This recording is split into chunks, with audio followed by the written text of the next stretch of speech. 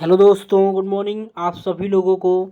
तो सभी लोग जल्दी से एक बार जुड़ जाएंगे और क्लास को फटाफट से शेयर कर देंगे। और आज की क्लास में हम लोग क्या देखेंगे, तो मॉडल टेस्ट पेपर 30, ठीक है। मॉडल पेपर पे टोस्ट, ठीक है, सॉरी, मॉडल टेस्ट पेपर 30 को देखेंगे, जिसमें हम लोग 25 प्रश्नों को देखेंगे, ठीक है। पहले हम लोगों ने 1 से लेकर 25 तक के प्रश्नों को डिस्कस कर लिया है। तो उससे आगे हम लोग 26 से लेके 50 तक के प्रश्नों को डिस्कस करेंगे, ठीक है, इस क्लास में। तो ये आपका पार्ट 2 होगा, मॉडल टेस्ट पेपर, ठीक है, 30 का पार्ट 2 होगा, जिसमें हम लोग 25 प्रश्नों को देखेंगे। तो एक बार सभी लोग जल्दी से जुड़िए फटाफट से और क्लास को शेयर कर देंगे। आप लोग जो लोग भी क्लास में पहली बार जुड़े हैं, प्लीज़ चैनल को सब्सक्राइब करेंगे एंड बेल आइकन प्रेस करेंगे, ताकि वीडियो का नोटिफिकेशन डेली आपको मिल सके। एक बार जल्दी से आप लोग वीडियो को लाइक एंड शेयर कर दीजिए, शेयर करिए जल्दी से सभी दोस्तों में। और बताइए voice quality, video quality clear है कि नहीं। फिर हम लोग चलेंगे आज के सेशन की तरफ, ठीक है। और जो लोग भी अभी तक टेलीग्राम चैनल हमारा टारगेट विजेशन नहीं ज्वाइन किए हैं, तो आप लोग जल्द से जल्द ज्वाइन कर लेंगे। तो चलिए देखते हैं। और ये मॉर्निंग में आपके 8 बजे रेगुलर क्लास चलती है। तो चलिए 26 नंबर प्रश्न को हमें देखना है, यानी कि 26, यानी कि आज का पहला प्रश्न होगा हमारा। तो देखिए आ गया। तो बताइए क्या है खसरा, यानी कि मीजल्स वैक्सीन की रूट ऑफ एडमिनिस्ट्रेशन क्या है। तो रूट ऑफ एडमिनिस्ट्रेशन पूछा गया है, क्या है, किसका, खसरा का। तो बताइए क्या हो जाएगा राइट आंसर, बताइए सभी लोग क्या हो जाएगा। ठीक है, ठीक है, इंट्राडर्मल हो जाएगा या सबक्यूटेनियस हो जाएगा, या क्या हो जाएगा, इंट्रामस्कुलर या इंट्रावेनस। तो क्या हो जाएगा, तो यानी कि आज का पहला क्वेश्चन होगा और पार्ट 2 होगा, यानी कि 26 नंबर प्रश्न होगा, ठीक है, मॉडल टेस्ट पेपर 30 का, ठीक है। तो चलिए देखेंगे। और जितने भी आपके क्लास छूटे हुए हैं पहले के, तो आपने नहीं देखा है तो उसको ज़रूर आप लोग देख लेंगे, रिवाइज कर लेंगे एक दो बार। यदि फास्ट पे भी करके आप लोग देख सकते हैं, लेकिन ऐसे यदि देखेंगे तो आपको ज़्यादा फायदा रहेगा, ठीक है। और ज़रूर देखें, जो लोग भी नहीं देखे हैं तो फास्ट पे देखिए, लेकिन ज़रूर देखिए। चलिए तो आंसर करेंगे सभी लोग, क्या हो जाएगा, तो ऑप्शन बी हो जाएगा, ठीक है, सबक्यूटेनियस हो जाएगा। क्या, सबक्यूटेनियस, जो कि खसरा यानी कि मीजल्स की वैक्सीन, यानी कि रूट ऑफ एडमिनिस्ट्रेशन क्या होती है खसरा की, तो होती है आपकी सबक्यूटेनियस। चलिए नेक्स्ट क्वेश्चन को देखेंगे। बताएंगे औसत अवशोषण की दर सबसे अधिक होती है, किस में होती है, तो 27 का बताइए। औसत अवशोषण की, यानी कि सोखने की, ठीक है, सोखने की दर सबसे ज़्यादा किस में होती है, तो ऑप्शन डी हो जाएगा, छोटी आंत में होती है दोस्तों। किस में होती है दोस्तों, तो कुछ लोग, जो लोग भी ऑप्शन डी दे रहे हैं बिल्कुल सही है, यानी कि क्या हो जाएगा यहाँ पे, छोटी आंत में औसत अवशोषण की सबसे ज़्यादा, ठीक है, यानी कि मेडिसिन, यानी कि औषधि को अवशोषित करने की दर सबसे ज़्यादा होती है छोटी आंत में। चलिए नेक्स्ट क्वेश्चन को देखिए। बताइए क्या हो जाएगा, बच्चों में दस्त रोग के इलाज के लिए ओआरएस निम्नलिखित में से क्या दिया जाता है, ठीक है, निम्नलिखित में से क्या दिया जाता है बच्चों को दस्त रोग के लिए, ओआरएस के लिए निम्नलिखित में से क्या दिया जाता है। तो आरएस के लिए, ओआरएस के लिए क्या दिया जाता है, ओआरएस का फुल फॉर्म सभी लोग लिखेंगे,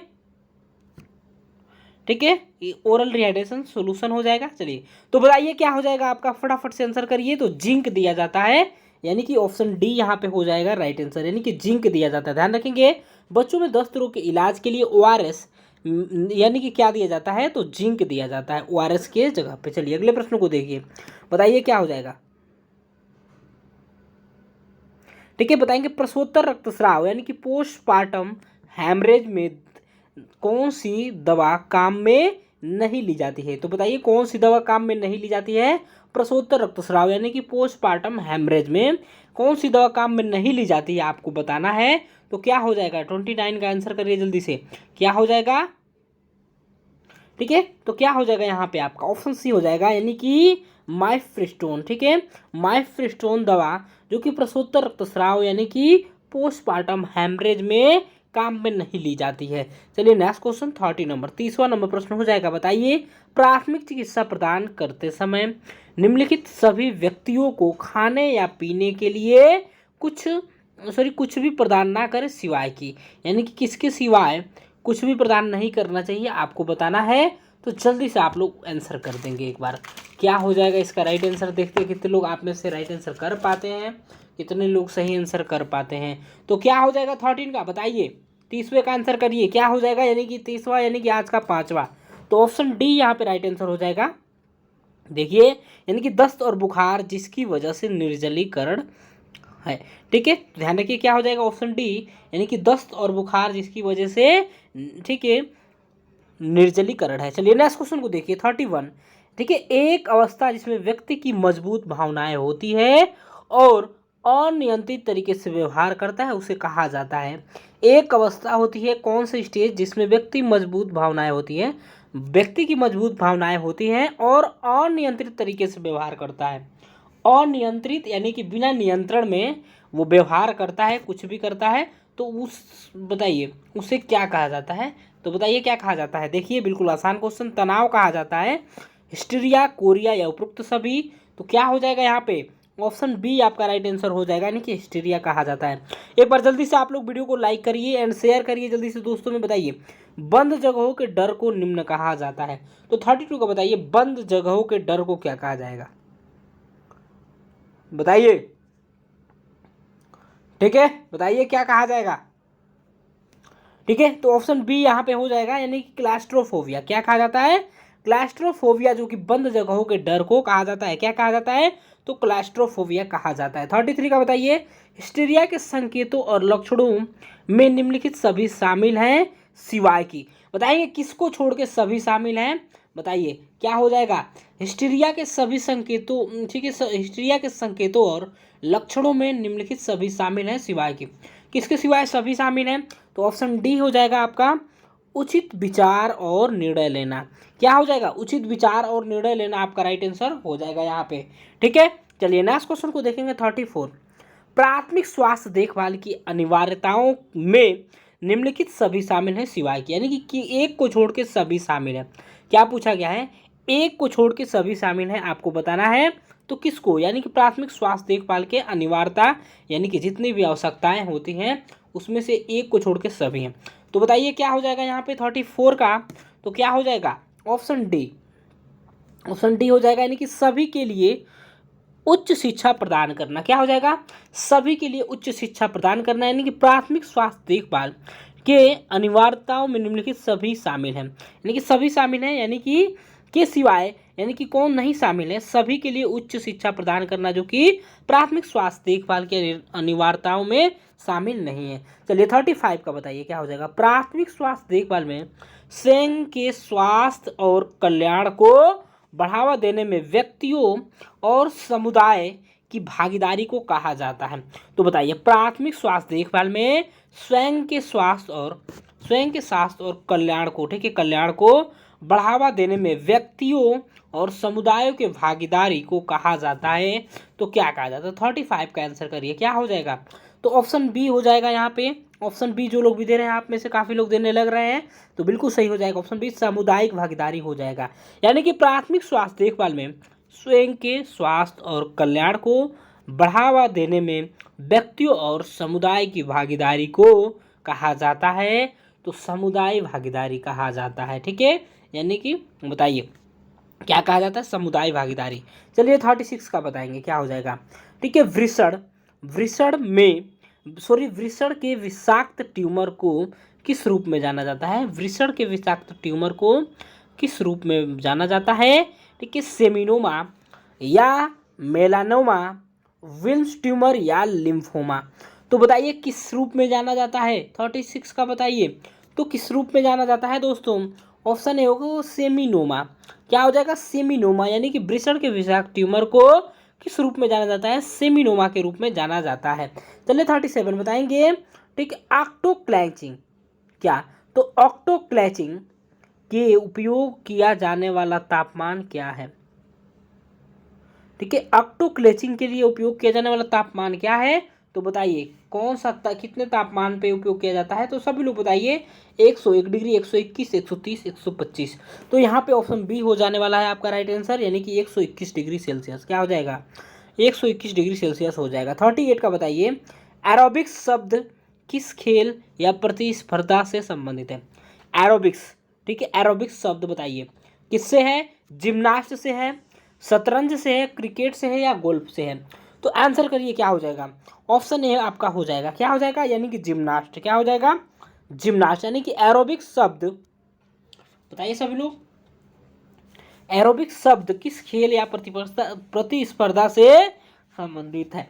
तो किससे है दोस्तों? तो जिम्नास्टिक्स से है। ठीक है, जिम्नास्टिक्स से है आपका। चलिए नेक्स्ट क्वेश्चन को देखिए, क्या हो जाएगा? डिप्थीरिया के वाहकों के उपचार के लिए उपयोग की जाने वाली सबसे प्रभावी दवा है। डिप्थीरिया के वाहकों के उपचार के लिए उपयोग की जाने वाली सबसे प्रभावी, सबसे इफेक्टिव दवा कौन सी है? 39 का बताइए क्या हो जाएगा? सभी लोग आंसर करेंगे दोस्तों, तो क्या हो जाएगा? ठीक है, इरिथ्रोमाइसिन। ठीक है, क्या हो जाएगा? ऑप्शन बी, यानी कि इरिथ्रोमाइसिन हो जाएगा। ध्यान रखेंगे, डिप्थीरिया के वाहकों के उपचार के लिए उपयोग की जाने वाली सबसे प्रभावी दवा कौन सी है? तो इरिथ्रोमाइसिन है। और एक बार सभी लोग शेयर करेंगे दोस्तों, सभी लोग जल्दी से शेयर करिए, आपकी संख्या बिल्कुल कम है। ठीक है, रोज की अपेक्षा आपकी संख्या कम है, तो जल्दी से आप लोग दोस्तों में शेयर करें, और वीडियो को जो लोग अभी तक नहीं लाइक किए हुए हैं तो लाइक करिए। तो बताइए, आर्गेनोफॉस्फेट विषाक्तता के उपचार में सबसे महत्वपूर्ण दवा कौन सी है? तो बताइए, आर्गेनोफॉस्फेट क्या हो जाएगा? आर्गेनोफॉस्फेट के बारे में पूछा गया है। फॉस्फेट विषाक्तता के उपचार में सबसे महत्वपूर्ण दवा कौन सी है? तो बताइए क्या हो जाएगा? फटाफट से बताइए क्या हो जाएगा? तो ऑप्शन डी हो जाएगा, यानी कि एट्रोपिन सल्फेट। क्या हो जाएगा? आंसर करिए, आप लोग कर नहीं रहे हैं, काफ़ी लोग आंसर बस बैठे हैं क्लास को खोल के। ठीक है, बताइए एट्रोपिन सल्फेट। जो लोग भी क्लास के बाद यदि आप क्लास खत्म होने के बाद, ठीक है, वीडियो को आप लोग देखते हैं, क्लास को यदि आप देखते हैं, अटेंड करते हैं, तो जितने भी प्रश्न के आंसर आपको आते हैं तो कमेंट बॉक्स में ऑफलाइन जरूर आप लोग किया करें। ठीक है, चलिए, तो एट्रोपिन सल्फेट हो जाएगा राइट आंसर। आर्गेनो सल्फेट विषाक्तता के उपचार में सबसे महत्वपूर्ण दवा कौन सी है? तो एट्रोपिन सल्फेट है। चलिए 41 बताएंगे, सीओपीडी निम्नलिखित में से कौन सी स्थिति शामिल नहीं है? सीओपीडी में निम्नलिखित में से कौन सी स्थिति शामिल नहीं है? तो बताइए कौन सी स्थिति शामिल नहीं है? 41 का आंसर करिए जल्दी से, क्या हो जाएगा? दमा, गंभीर, ठीक है, श्वसनी, ठीक है, शोध, ठीक है, वात स्फीति या निमोनिया। तो ऑप्शन डी यहाँ पे हो जाएगा आपका राइट आंसर, निमोनिया हो जाएगा। ध्यान रखेंगे, यानी कि सीओपीडी निम्नलिखित में से कौन सी स्थिति में शामिल नहीं है? तो निमोनिया हो जाएगा आपका राइट आंसर। चलिए नेक्स्ट क्वेश्चन 42 बताएंगे, निम्नलिखित में से किस संवेदनहारी दवा में, ठीक है, प्रदाह नाशी क्रिया का अभाव है? बताइए, निम्नलिखित में से किस संवेदनहारी, यानी कि एनाल, ठीक है, एनाल्जेसिक दवा में, ठीक है, प्रदाह नाशी क्रिया का अभाव है? तो बताइए, सभी लोग बताइए जल्दी से, क्या हो जाएगा राइट आंसर 42 का? बताइए क्या हो जाएगा? तो क्या हो जाएगा? ऑप्शन डी हो जाएगा, यानी कि पैरासीटामोल हो जाएगा। क्या हो जाएगा? पैरासीटामोल हो जाएगा। ठीक है, बताइए निम्नलिखित में से किस संवेदनहारी दवा में, ठीक है, प्रदाह नाशी क्रिया का अभाव है? किसमें? तो पैरासीटामोल में। चलिए नेक्स्ट क्वेश्चन 43 नंबर बताइए, कौन सी, ठीक है, संश्लिष्ट यानी कि सिंथेटिक औषधि प्रतिस्टेमिक का कार्य करती है? तो बताइए कौन सी संश्लिष्ट औषधि प्रतिहिस्टैमिक का कार्य करती है? तो बताइए कौन सी हो जाएगा? 43 का बताइए, तो क्या हो जाएगा यहाँ पे? ऑप्शन सी आपका राइट आंसर हो जाएगा, ए और बी दोनों। क्या हो जाएगा? ए और बी दोनों, यानी कि कौन सी, ठीक है, संश्लिष्ट यानी कि सिंथेटिक औषधि प्रतिहिस्टैमिक का कार्य करती है? तो क्या हो जाएगा? ए और बी दोनों, यानी कि ब्रोम्फेनिरामिन, या ऑप्शन बी क्या हो जाएगा? टर्फेनाडीज। तो क्या हो जाएगा यहाँ पे? ऑप्शन बी सी हो जाएगा, यानी कि ए तथा बी दोनों राइट आंसर आपके हो जाएंगे। चलिए नेक्स्ट क्वेश्चन को देखेंगे, हिस्टामिन का कार्य है। हिस्टामिन का कार्य क्या है? तो सभी लोग आंसर करेंगे, देखते हैं कितने लोग आप में से आंसर कर पाते हैं। ठीक है, यानी कि श्वसन निकायों, यानी कि ब्रोंकित्रोल और आहार नली की चिपकी पेशियों को संकुचित करना, रुधिर वाहिकाओं की दीवारों को नरम करना, उपरोक्त दोनों, उपरोक्त में से कोई नहीं। तो ऑप्शन सी हो जाएगा, यानी कि उपरोक्त दोनों हो जाएगा राइट आंसर। यानी कि श्वसन निकायों, ब्रोंकित्रोल और आहार नली की चिकनी पेशियों को संकुचित करना, रुधिर वाहिकाओं की दीवारों को नरम करना, यानी कि हिस्टामिना का कार्य क्या होता है? तो ये दोनों हो जाएंगे आपके राइट आंसर। चलिए नेक्स्ट क्वेश्चन 45 नंबर बताएंगे, कौन सी औषधि व्यापक रूप से जनन नियंत्रण, ठीक है, जनन नियंत्रण गोलियों में प्रयुक्त होता है, जो संश्लिष्ट प्रोजेस्टेरोन व्युत्पन्न का एक उदाहरण है? तो बताइए क्या हो जाएगा? कौन सी औषधि व्यापक रूप से जनन नियंत्रण गोलियों में प्रयुक्त होता है, जो संश्लिष्ट व्युत्पन्न का एक उदाहरण है। तो 45 का क्या हो जाएगा, तो ऑप्शन बी हो जाएगा, यानी कि ठीक है नॉरेथ्रीड्रॉन क्या हो जाएगा, नॉरेथ्रीड्रॉन हो जाएगा आपका राइट आंसर, ध्यान रखेंगे 45 का। चलिए नेक्स्ट क्वेश्चन को देखेंगे। अगला प्रश्न, प्रतिरोधी डेटॉल, ठीक है, प्रतिरोधी डेटॉल बताइए क्या है, ठीक है, फ्यूटासिन और ठीक है सोफामाइसिन का मिश्रण, क्लोरोजाइलिनॉल तथा टर्पिनिओल का मिश्रण, ठीक है, बाइथेनॉल, ठीक है, बाई इथाइल हो जाएगा आपका, इथाइनॉल तथा ठीक है टर्पिनोल का मिश्रण, उपरोक्त में से कोई नहीं। तो 46 का आप लोग देखिए कितने लोग आंसर कर पाते हैं। तो क्या हो जाएगा, क्लोरोजाइलिनॉल तथा टर्पिनिओल का मिश्रण, ठीक है, आपकी पुतिरोधी, ठीक है, पुतिरोधी डेटॉल है, क्या है, तो ठीक है क्लोरोजाइलिनॉल तथा टर्पिनिओल का मिश्रण हो जाएगा राइट आंसर। चलिए 47 को देखेंगे। टाइफाइड पेचिका, ठीक है, ठीक है, तीव्र ज्वर तथा न्यूमोनिया जैसे रोगों में, आपका ये पेचिस हो जाएगा, ठीक है, पेचिस हो जाएगा, ध्यान रखेंगे क्या हो जाएगा, तो पेचिस हो जाएगा, क्या होगा, पेचिस, ठीक है, टाइफाइड पेचिस, ठीक है, तीव्र ज्वर तथा निमोनिया जैसे रोगों में खिलाया जाने वाला एंटीबायोटिक है। तो बताइए कौन सा एंटीबायोटिक खिलाया जाता है, आंसर करिए क्या हो जाएगा,